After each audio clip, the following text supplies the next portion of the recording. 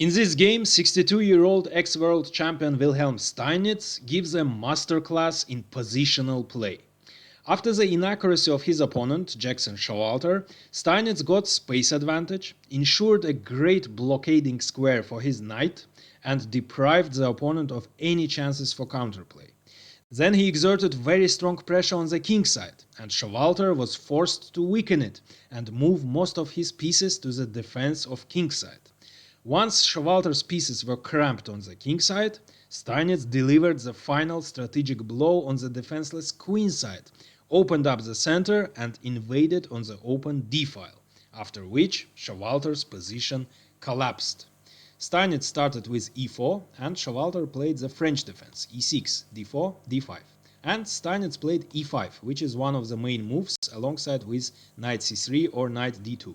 The idea is to cross the center of the board, exert pressure, get some space, and start active play on the king side. c5.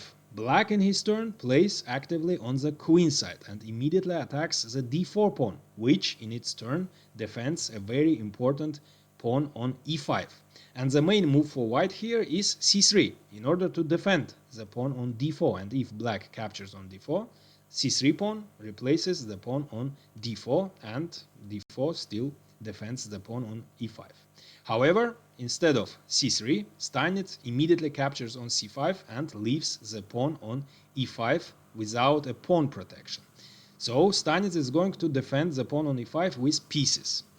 If black captures on c5 immediately, then queen g4 might be unpleasant, attacking g7. That's why, first, Showalter played knight c6, developing the knight and attacking the pawn on e5. And only after Steinitz defended the pawn, knight f3, and blocked the queen's diagonal, now queen g4 is impossible, Showalter captured on c5.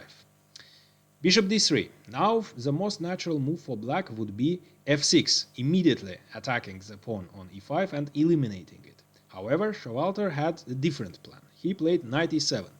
Steinitz castled and knight g6. And now we can see black's plan. Black is going to attack the pawn on e5 with pieces. So this pawn is both the strength and the weakness, depending on whether white can defend it or not. At the moment the pawn is under attack, so Steinitz defended it. Rook e1, bishop d7, c3. This position already occurred in the game between Nemtsovich and Alyoshin in 1914.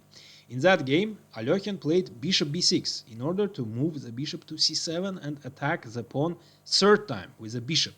In that game, Nemtsovich played knight a3, now knight b5 might be unpleasant, so Alyoshin played a6, preventing it, and after knight c2, bishop c7, it turns out that white has serious problems in defending the pawn, and the only way to save it is to exchange a valuable light-squared bishop in order to eliminate one of the attackers of the pawn. So Nemtsovich was forced to capture on g6, and after h takes g, Alyoshin got a very comfortable play. In this game, however, instead of bishop b6, Showalter played a5 in order to prevent possible b4. However, by playing a5, he seriously weakened b5 square, and Steinitz skillfully exploited this weakening. He immediately played a4, fixing the weakness on b5 and taking b5 under full control. Now it would have been better to play either actively queen b6, exerting some pressure on this diagonal, or f6, eliminating the pawn. However, Showalter continued his initial plan. Queen b8, attacking the pawn third time. However, it turns out that this plan is wrong, as black wouldn't be able to capture this pawn. Queen e2, defending the pawn, and bishop b6. So black is going to play bishop c7, attacking the pawn fourth time, after which the defense would be impossible. However, Steinitz proved this plan to be wrong. Knight a3, a strong move, and it turns out that bishop c7 doesn't work. If black played bishop c7, Steinitz would have played knight b5, attacking the bishop, and it turns out that black cannot capture the pawn. If bishop takes e5, then white would eliminate one of the defenders of the bishop, the knight on g6. Simple, bishop takes g6, and after black captures the bishop, e5 would fall and white would win a piece. Or if instead of bishop takes e5, knight takes e5, then again knight takes c7 check with tempo, eliminating one of the defenders of e5, this time the bishop on c7, and after queen takes c7, again black is losing a piece. So as bishop c7 doesn't work, Showalter just castled kingside. Knight b5. The knight is very actively placed on b5 and Showalter didn't want to tolerate it, so he immediately wanted to exchange this knight. Knight a7.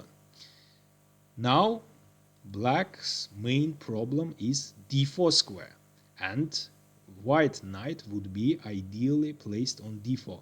However, at the moment black has a defender of this square, the dark squared bishop. That's why the exchange of dark squared bishops would be in white's favor, and Steinitz, of course, does it. Bishop e3, and there is nothing black can do to avoid the exchange of these bishops. Bishop takes e3, queen takes e3, knight takes b5, a takes b, b6, knight d4. Now white has a great blockading square for the knight. Two white pawns have crossed the center of the board. That means white has space advantage, and these pawns control very important squares in black's territory, restricting black pieces. And the typical problem in French defense. Black's light squared bishop is very bad. It's restricted by its own pawns on light squares and by a very strong white pawn on b5. That means white has a very big positional advantage. Besides that, black doesn't have any chances for counterplay. The only way to play actively would be f6. However, this seriously weakens the kingside. White would simply capture on g6, and after h takes g, queen g3, white is attacking the weakness on g6, and the knight is dominating over the dead bishop.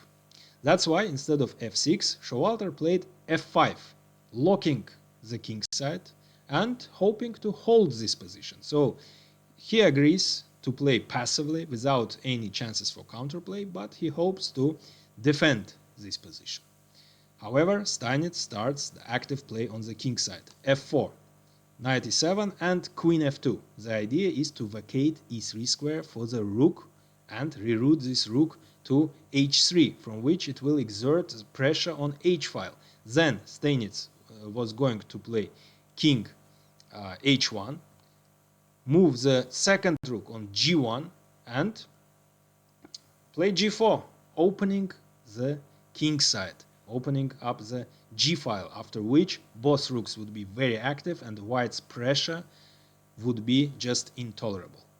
Queen d8, rook e3, g6, rook h3, rook f7, king h1, king g7, knight f3. White is threatening to jump on g5 with great effect, attacking the rook, and h7.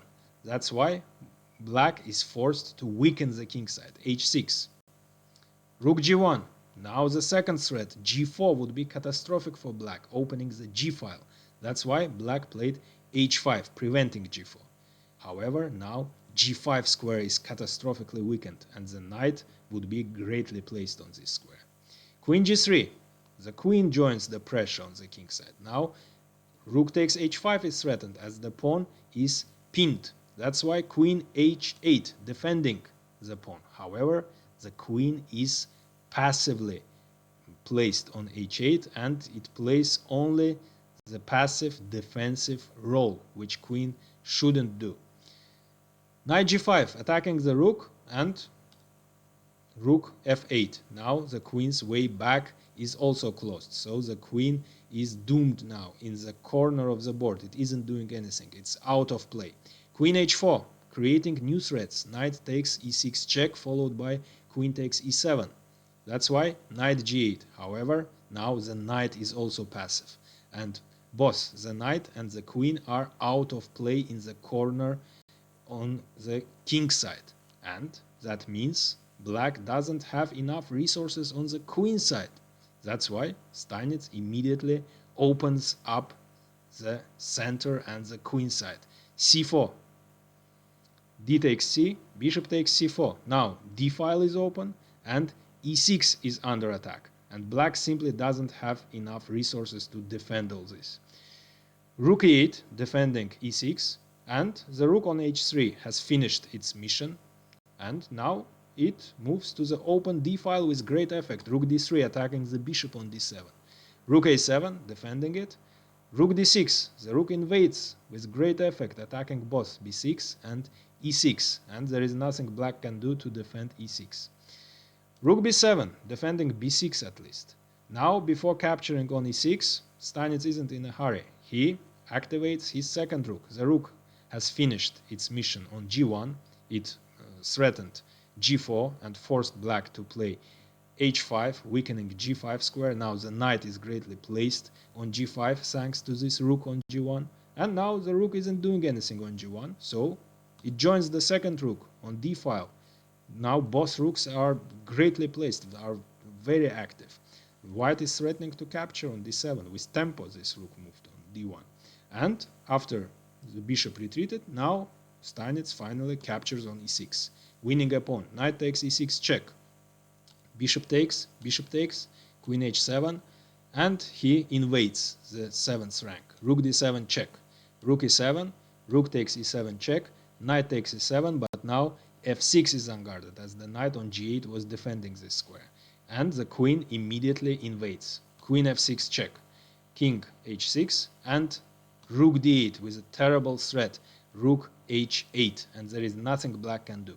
The last move, rook c7, threatening back rank checkmate, but of course Steinitz prevented it, h3, and as there is nothing black can do against rook h8, Showalter in this position resigned. Hit the like button as it's really helpful for the channel growth, and see you in next videos.